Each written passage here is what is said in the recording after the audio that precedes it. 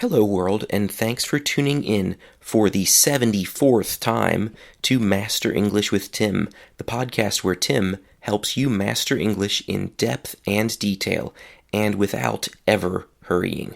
I'm Tim, polyglot, world traveler, native speaker of English, English teacher since 2005, and podcaster since April of 2023.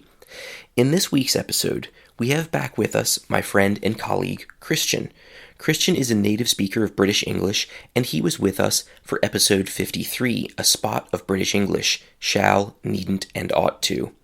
Christian and I both prepare students for IELTS, and Christian has the additional formal qualification of IELTS examiner.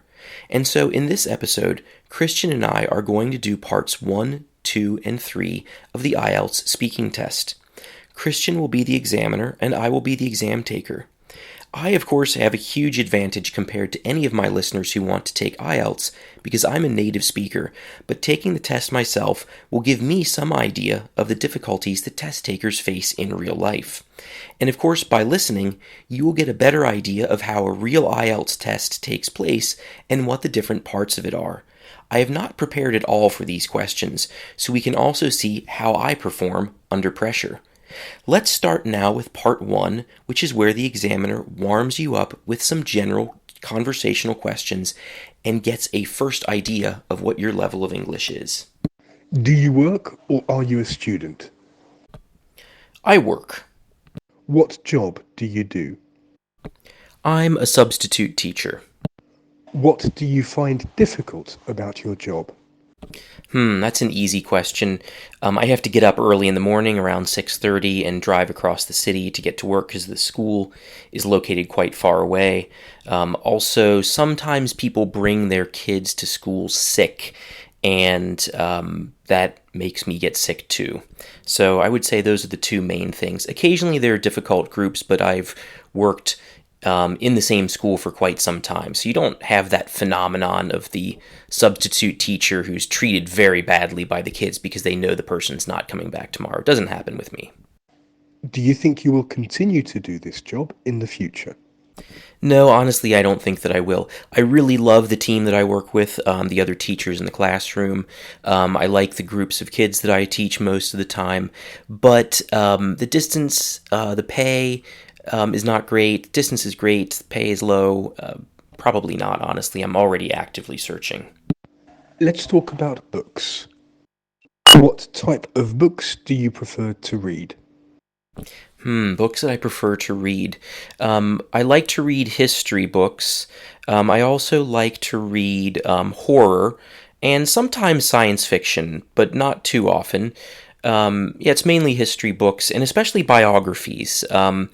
I find history a lot easier to understand through personalities than through these, histories of different countries. If you focus on one person, you can learn a lot. So, yeah, that's my favorite thing to read.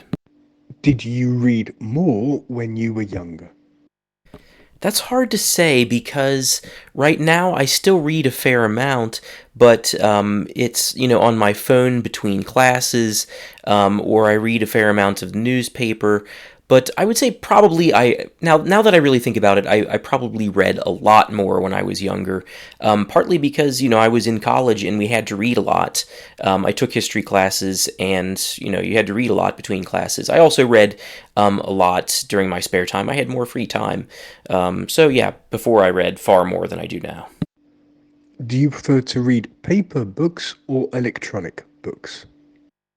I prefer to read paper books, but it's not a strong preference. I like paper books because I like having a physical object, because I'm generally kind of old-fashioned, and I also like seeing the progress that I'm making through the book as I read it. You can see in the beginning that, you've made a little bit of progress, you've read a few pages, and your bookmark that you have there is only a tiny bit in the book, and then as you get through it farther and farther, you've made a lot of progress. Of course, electronic books have a lot of advantages. You can travel with them more easily. You can travel with a whole library. But also you can underline things and save notes, and it's easier to find things.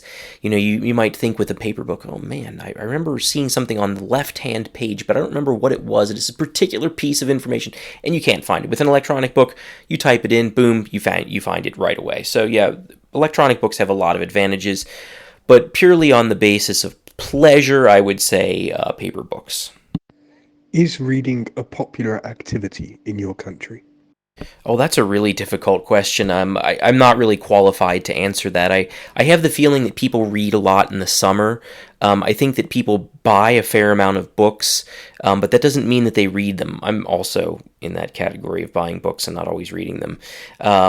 And I've read that, some stores, there's one store, for example, Costco, it's a big supermarket chain, they used to carry or still are carrying a lot of books in their inventory, but that they're not going to do that. This is going to be the last summer that they do it because fewer people are reading. So I would say fewer people are reading now than before, but that still might be a lot. So difficult for me to say, but I would say probably a fair amount of people read. Let's talk about food. What kinds of food do you like best? I tend to like raw fruits and vegetables the most. Sometimes also steamed vegetables. Anything that's really healthy, actually. I do like pasta. I like pizza, Italian food. I like Mexican food. I like Thai food. I like all kinds of food, actually. But I would say mainly the most important thing is that the ingredients are fresh and that it's reasonably healthy. It doesn't have to be super healthy. Are there any things that you dislike to eat? I dislike eating anything that's got a lot of fat, that's really greasy. You touch it with your hand and there's grease all over your hands. That's not something I like. And I don't eat a lot of meat. In fact, I eat meat rather rarely. I eat chicken from time to time, but meat is something that doesn't really appeal to me very much. Yeah. What is your idea of a perfect meal? A perfect meal. I would say that it would start with maybe something to eat beforehand, like some olives especially. I like to eat a few olives before I start the main courses. Then afterwards, a salad with, a fair amount of different vegetables in it and really nice sauce based on, or dressing based on olive oil. I really like olive oil. And then afterwards, something with some steamed vegetables. I like a nice hot meal, like I think most people. Some steamed vegetables, a starch, so I don't know, potato, but I'm more fond of couscous or rice or something than potatoes, although I do like a nice yellow potato. And I'm not quite sure about the main dish or the main thing to eat. Other than that, then afterwards, I would say a nice dessert. I really like fruit pie, especially berries. And maybe to drink, I don't know, maybe some iced tea without sugar and a little bit of lemon. How well do you cook? Oh God, I was afraid you were going to ask this question, and now you have. Not well. I can make a good salad. That's not exactly cooking because there's no heat involved, but I can make a good salad. If you give me instructions, I can do something, but I'm pretty lazy. I'm a pretty lazy cook, and I use healthy ingredients. I eat reasonably healthy, but my cooking is basically, throw stuff in boiling water or steam it and wait, and then eat it without many ingredients. I get enough calories, but I don't make really advanced, complicated dishes. Okay, that wasn't so hard, was it? Now let's move on to part 2. In part 2, the candidate or person taking the exam has to talk about a topic that the examiner chooses. A minimum answer would be 1 minute long, but your goal really should be to speak for 2 so you can demonstrate your ability to speak for longer. After the first question, the examiner also asks 1 or 2 more questions that are on the same topic. This second question and third question are connected with the candidate's response to the first question, so they have been omitted here. In other words, in this recording, in this episode, we will have just one question and one answer to give you an idea about part 2. Now, I'm going to give you a topic and I'd like you to talk about it for 2 minutes. Before you start talking, you have 1 minute to think about what you're going to say. You can make notes if you wish. I would like you to describe a place that you know that has a beautiful natural environment. So not far from my home, there is a kind of a forest park with a flat top on it, which is located at a kind of a high elevation. And the reason this park is impressive is because of the Native American mounds that were built there. I know you asked about natural beauty, but these mounds, they kind of they fit in perfectly with the landscape. They're not really striking where you look at them and immediately say, oh, human hands built those. No, they're kind of parts of the hill. And if you go to the very far part of the park, which is about 1.5 miles from the entrance, by the way, at the entrance there's a nice museum about Native Americans. If you go to the very back of the park, there's a lookout point, and not far from there there's a second lookout point. And you can look down over the entire valley. It's not super deep, but at the bottom of it, which you can't quite see, is the Little Miami River.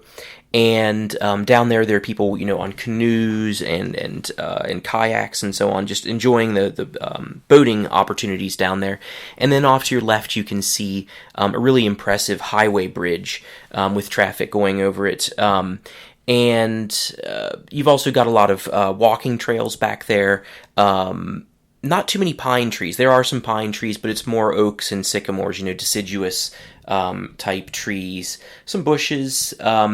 And the terrain is pretty varied. You've got some of it which is completely natural, and some of it you've got some wooden boardwalks that people can go on. And in the autumn especially, it's really impressive as the leaves fall and everything changes color. That's really nice to see. Okay, so that was a bit harder than part 1. It was not too difficult, but the increase in difficulty definitely was noticeable. That's because the examiner's question kind of came out of nowhere. It was not connected with the topics we had been discussing just before. And if you are oriented towards details, you can see that my response lasted around 1 minute and 45 seconds. So even I struggled a bit with knowing what to say for a full 2 minutes.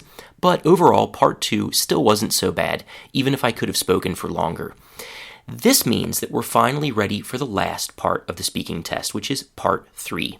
In part 3, the candidate has to talk about global issues, for example, education, science, or the environment. All of the questions have a related topic. There are several questions from the examiner, and after each one, the candidate has 1 minute to write down a very simple plan for what they will talk about. Let's get started. Why do countries value their beautiful landscapes and wildlife? So I would say that places of natural beauty have value in and of themselves, and it's a value that goes beyond dollar value. You can't really put a number on them. And these places are unique because they're unique. That's why they're remembered by people, and that's why they're famous. And that is a value, again, in and of itself. Also, these places, for example, the Grand Canyon or Yellowstone in the United States, or if we're talking about South America, it could be Lake Titicaca. These places are part of a country's character, and even if people don't have a chance to visit these places, then it's still something that everybody remembers and everybody knows about, and everybody knows, oh, we're from Peru and we have Lake Titicaca. It's this beautiful freshwater lake. Or we're from Russia and we have Lake Baikal, and that's also a beautiful lake. And that's something that it glues people together. It's kind of a binding factor among different parts of the country. And even if people disagree with each other, we still have this natural beauty. It's the land that we live on. So it's some part of a country or a nation's psychological makeup.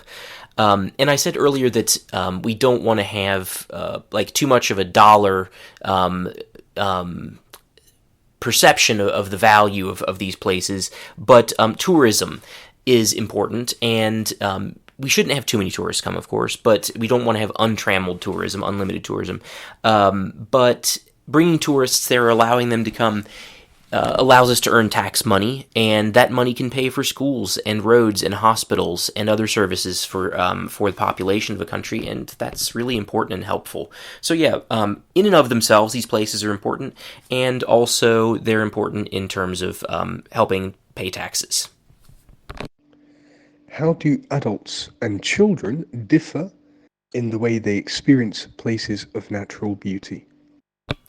Well, the first thing I would say is that children might not necessarily enjoy these places. They might not derive a great deal of pleasure from them. Of course they can, and maybe even most of them will, but especially for smaller kids, up until maybe 7 or 8 years old, it can be the case that they've not experienced enough to know that the place they're visiting is quite special. Especially when you think of a small baby, their experiences are so limited that everything seems normal to them. And the same can apply to kids as well. I remember visiting when I was a kid, Bryce or Arches National Park. And I remember that Arches actually did make quite an impression on me that I still remember to this day. And Grand Canyon. There was a sense of wonderment, but it also was maybe not as impressive. Not as impressive, that's not quite the right way to say it. I didn't continue thinking about it. I think about it now as an adult, looking back on it. And with adults, I think that they are able to appreciate it more. Maybe that's a big wager, a big bet to say that, because of course there's so much variation among individuals, and maybe kids hearing this might feel a bit insulted. Of course, I appreciated this natural beauty, and you're saying that we can't.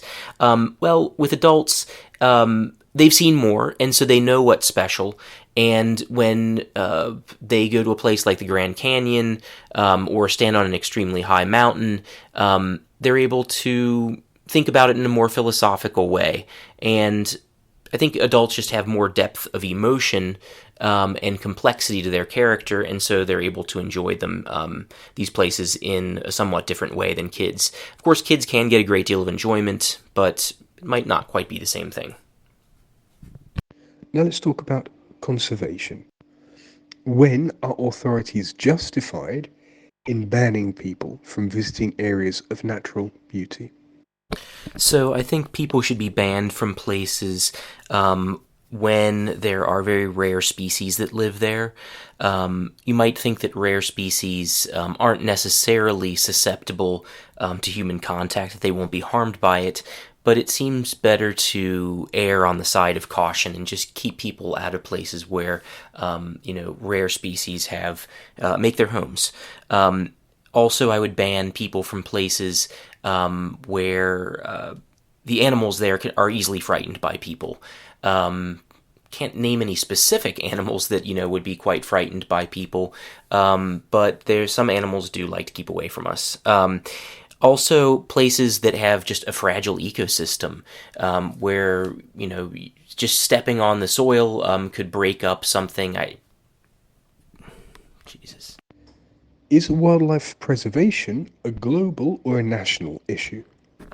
So I would say that the issue of wildlife preservation is clearly a global issue. At minimum, it is a transnational issue for the simple reason that birds in particular do not see borders. They don't stop flying from Canada to I don't know where they land. Let's say they land somewhere in South America, in the southern hemisphere. They land in Argentina. They don't stop because there's a border there. So if we want to preserve, in particular, bird populations, then we definitely need to cooperate with countries, with countries other than our own.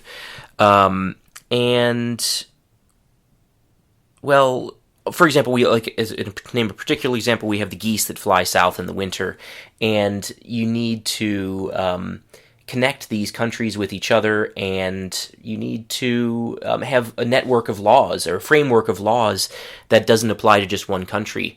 If we try to limit things to just one country at a time, then in some continents, for example, Africa, you've got a number of kind of medium-sized countries, and you're going to have contradictions between the laws. You're going to have varying levels of protection, and you do need a national voice in this, but overall it is a global issue.